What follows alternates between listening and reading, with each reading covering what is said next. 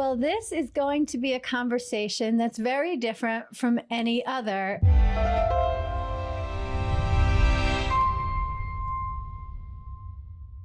You'd like to define purity culture for listeners who are unfamiliar with that. I may add my twist, but Blair, how would you define purity culture? Well, when I think of purity culture, when you say that, and I may not even define it the way you may be thinking about it, but I would define purity culture as avoiding any type of sexual activity, either prior to marriage or once you're in marriage, not having any sexual activity outside of marriage. So that's my view of purity culture. Okay, well, that's the purity culture that I'm familiar with, but when you say it, it sounds pretty straightforward.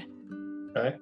No sex before marriage, and once you're married, only have sex with your spouse. That seems pretty straightforward. But as the mother of a teen girl becoming friends with other teen girls, it had a lot more to it, which I could talk about it in terms of the inspiration and the beauty and what you might call the godliness, but I'm going to actually for a moment talk about the shadow side of it, the part that concerned me, which is that one of the main ways, particularly girls, learn to be good in the purity culture is to basically look at sex as sinful, to make it something that they should not desire or think about or be interested in, that to be a girl who is sexually alive and interested is bad and sinful and damaging in the context of a relationship with God,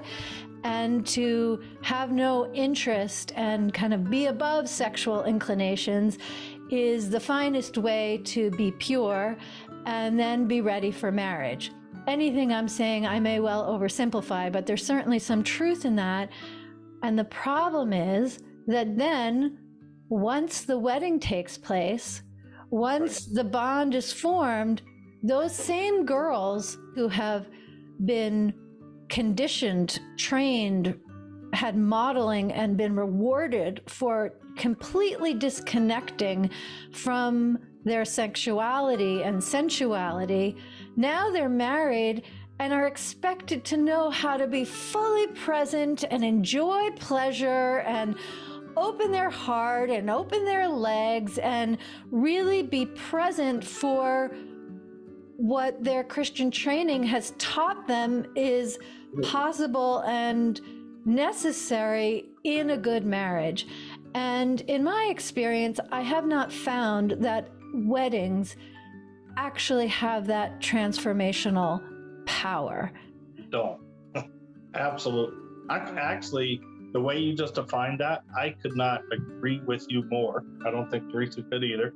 And even from our perspective, and again, not trying to keep it Christian, but we started this store for the reason you just described, which, so I grew up in a Christian family. My father was a minister. I've got ministers in our family. So I grew up in that environment. And, even to this day, I believe one of the negative impacts of churches is what you just described. Churches today don't cover the subject. Some are starting to, but the majority of them don't. And if they do, it's all about the things you should not do. So that by the time you do become married, I agree with you. Women specifically, it can be men, but I do think it targets women more. They're taught to not like it, to not want to have it, that it's bad, that it's wrong. And then we as husbands get all frustrated starting on our honeymoon night with why aren't they as freaky in the bed as we want to be, right?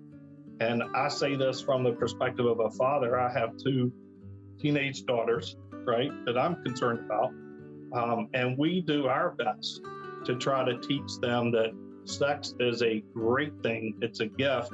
It's meant to be enjoyed, but there's a time and a place for it to be enjoyed. So we don't want you to learn that it's bad. We want you to learn that it's great, right? I think trying to stay away a little bit from the Christian side of it, but I believe even Well, in the feel Bible, free. I don't want you to restrict yourself. I just wanted the context of the conversation yeah, to be clear to anyone listening. Great. Well, I think even in the Bible, it's extremely clear that you should that you should enjoy sex. I mean, just reading Song of Songs, right? It's all about drink from my cup until it overflows. I mean, there's tons of imagery throughout the scriptures about sex and be fruitful and multiply and whatever. So I do believe the church as a foundation, not just one church, but the philosophy of church has played a major part in our society of painting sex to be a bad thing. And so we want to be part of the movement that tries to change that thought, that image, and whatever. And I'll be quiet, let Teresa talk, but because I do talk a lot, I'm sorry. But we just experienced this in our own church, right? We were members of a church, and we don't go promote what we do with our store just publicly, just for our girls' protection, right? For their reputation. But somebody in our church, this happened about 8 or 9 months ago, saw one of our social media posts, and it became this big thing. And the leaders of the church asked us to step away from serving in the church. So you can still be members, but you can't serve here because sex is bad and we don't agree with the message you're trying to send. So it happens to this day, happened to us, it'll happen to others. And I agree that's a bad message to be sent.